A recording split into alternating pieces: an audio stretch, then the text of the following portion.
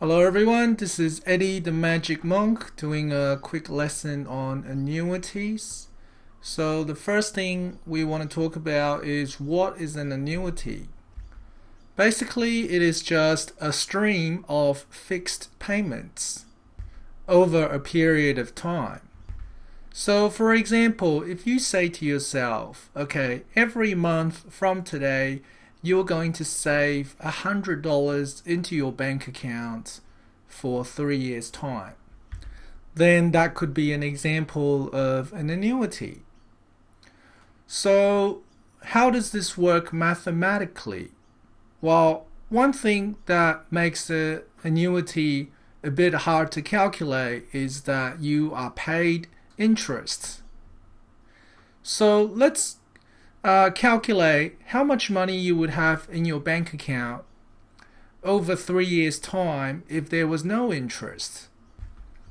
Right? If the bank doesn't pay you any interest, then you're going to have $100 every month, so that's 12 months in a year, and you save into your bank account $100 every month for 3 years. So how much money is that? $3,600 in your bank account.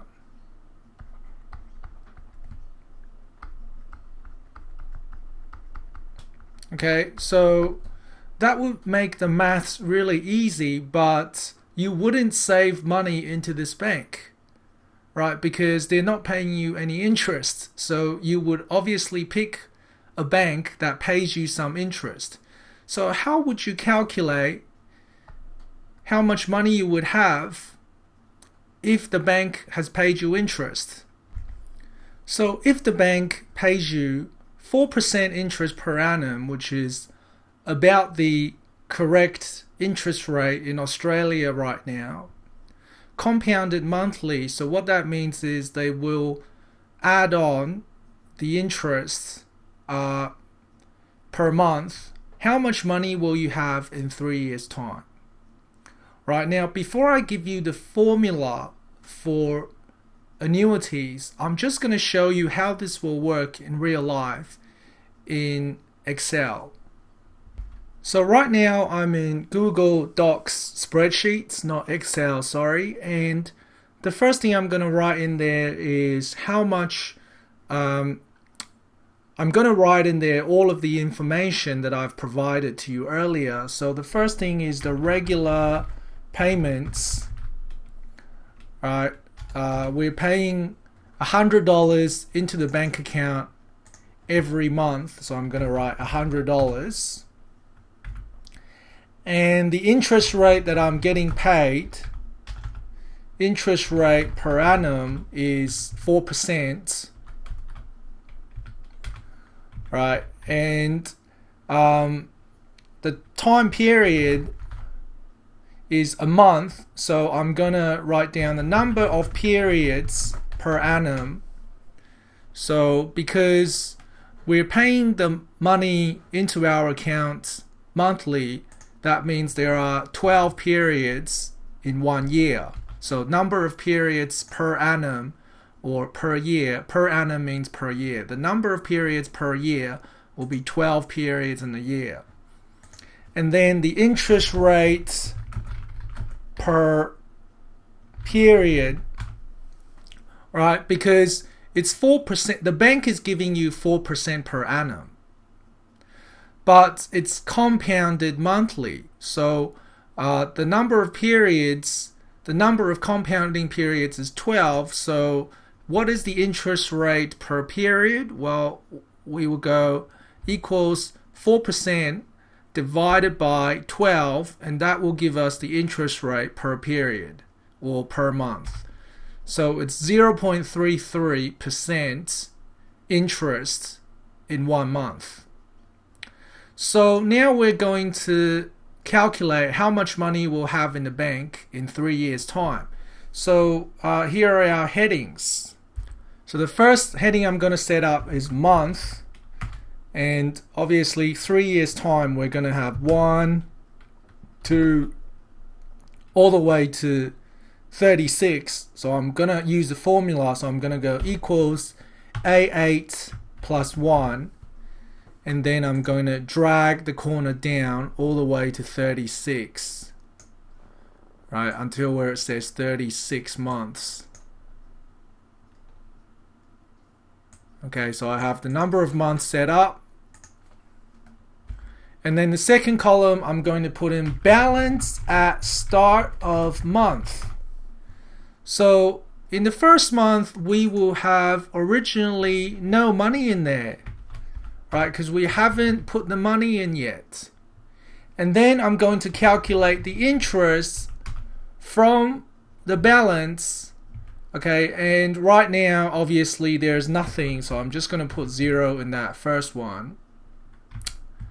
For now, I'm going to... Actually, let's just put in the formula. So the interest is equal to the balance, which is in B7, times the interest rate per period, which is B4. Now, I'm going to put a dollar sign in front of B and a dollar sign in front of 4, and I'll explain to you later on what the dollar sign means in a second. Okay, and then in the next column, I'm going to put in there balance at end of month. Actually, no, I forgot about the payment, so I need to put in payment is equal to $100. Obviously, because that's how much money we're putting in the bank. Now, I put a dollar sign in front of B and a dollar sign in front of 1. Again, I'll explain to you how that works in a second. And then the last thing we're going to have is balance at the end of month, which is simply going to equal the balance at the beginning of the month, which is B7, plus the interest, plus the payment, and that's $100. So at the end of the first month, it's $100. Now, the balance at the start of the second month will equal the balance at the end of the previous month. So put equals E7 here. Okay, and the interest, what we're going to do is drag the corner dot down 1 row, and you will see here interest is 0, and that is simply because we have rounded the figure. So we're going to unround it soon. So just be okay with the 0 for now. The payment, we're going to drag it down once, and balance at the end of month, drag it down once. And then what I'm going to do is highlight the cells B8 to E8, and I'm going to drag everything down to 36. And you can see here that I have a table now, and I'm going to select all of the figures from B7 to C42, and I'm going to increase the number of decimal places to 2 decimal places because we're dealing with money. Okay, so this all becomes clear. So I'm just going to explain to you what this all means first. So we have, at the beginning of the first month, we had $0. During that month, we don't get any interest. Now, we pay $100 at the end of the month. So at the end of the month, we have $100. Now, the next month, we get paid 33 cents of interest. Remember, the interest rate per period is 33%. So 33% of $100 is 33 cents. We also contribute to our bank account $100 as we've agreed in the problem. We're paying $100 into the bank account per month. So at the end of the month, I have $100 at the start of the month, plus the 33 cents interest, plus the $100 of regular payment. So at the end of the month, I have $200.33. So at the beginning of the next month, I have 233 cents. 33% interest is 67 cents, plus $100 is $301, and so on and so forth. So we go all the way to the end, and at the end of 36 months, I have $3,818. Right, and you can see here that every month the interest is increasing. Because the balance is increasing, the interest is also increasing. Hopefully you would understand why if you have done the compound interest tutorials. Okay, so now the last thing I want to explain is why I put the $ in front of B4. Now that is because whenever you put a $ in front of the cell referencing, when you drag the cells down, usually you can see here, for example, in the first cell I have the formula B7, but when you drag the cell down, the number turns into B8, and when you drag it down, it turns into B9, and so on. So Excel automatically increases the number in the formula when you drag it down.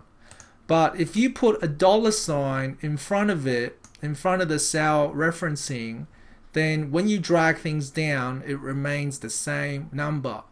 And we need it to do that because every time we multiply the interest, we're multiplying by B4. So when we drag the cell down, we don't want it to change the number at the end.